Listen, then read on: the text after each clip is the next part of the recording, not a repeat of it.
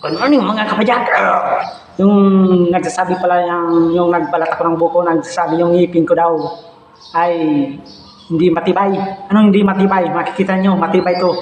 Papakita ko sa iyo, magbubuhat ako ng isang timbang pintura na may laman. Ganito to katibay.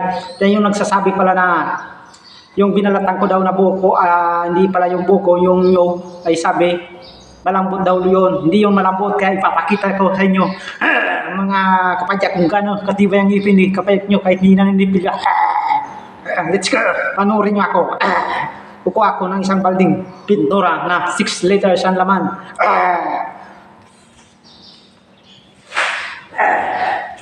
Ito nga, nahihirapan ako magbuhat. 2 kamay pa yan. Silyado yan mga kapadyak ha, silyado. Hindi yan dinarayan kapadyak nyo. Kaya papakita ko sa inyo na itong isang timba, kayang buhatin ito ni kapadyak gamit ang ngipin. Ganito kalakas kapadyak nyo. Kala nyo mainat itong ngipin to? Gagamit tayo ng tila para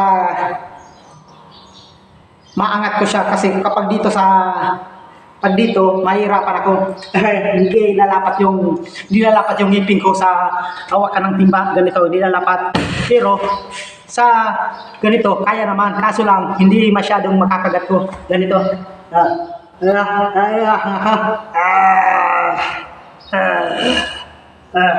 Diba? Mahihirapan ako kasi malalaglag. Pero kapag may ganito, safety to kasi maangat ko siya, makakagat ko to. Ganito. Pangurin nyo ako mga kapadyak. Akala nyo, mainat itong ngipin ko. Malakas to. Kahit may bawas na itong isa. Dahil nga sa kaiinom ko. Yung kaiinom ko ng alak, yung buti ng alak na may takip ng serbisa, yun ang ginagawa ko. Binubuksan ko ng gamit ang aking bibig. Let's go. Panoorin niya ako. Kala nyo, mainat itong ngipin to. At iba ito. At shoutout pala sa nag-aamon sa akin na susunod daw, kakain ako ng sili. Tsaka yung bato. Next time, panoorin nyo lang kung kaya kong gawin yung challenge na pinapagawa ninyo, yung kakain ako ng bato at tsaka sili. Next time, maamon na. At tsaka yung mayroon pa pala yung isa, yung buko daw, dapat balatan ko kasi matigas.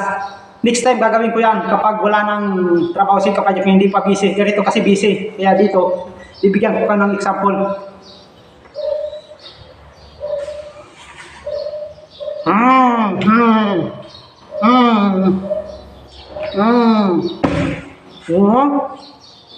Kaya inawa kong malalaglag kasi mahirap talaga, hindi masyadong nakakagat.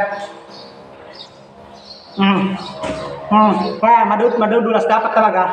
Mayroon tayong PC o lobid na kaya nating malagay dito sa ngipin natin para safety, hindi siya malalaglag.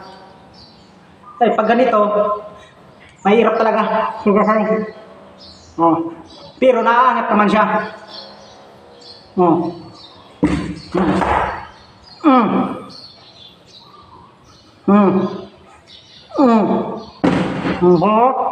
Malalaglag kasi hindi nakakaya. Gusto mo patungan ko pa ito ng wala na kasi isang sakong skim coat, pero kung mayroon pa magagawa yan ay kapadyak nyo. Malakas to.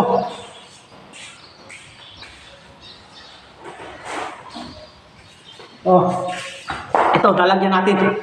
Walang praktisyan si kapadyak nyo at walang agimat, pero kinakaya niya ng ngipin. Itong ngipin ni kapadyak nyo kahit walang sipilyo ng 100 years na walang sipilyo, pero kinakaya. Iisipin nyo, 100 years na wala akong sipilyo, pero matibay yung ngipin ko.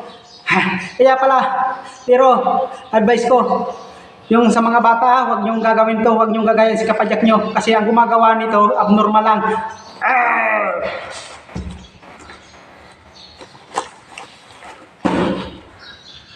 Ganito, iwan ko kung kaya ko itong iangat kasi wala akong pising gamit o lubid.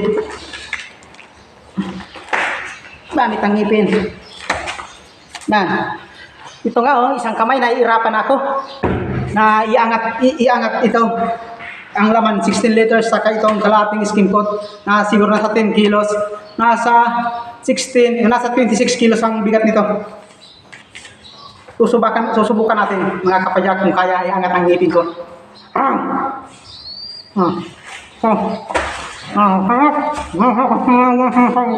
10 kilos.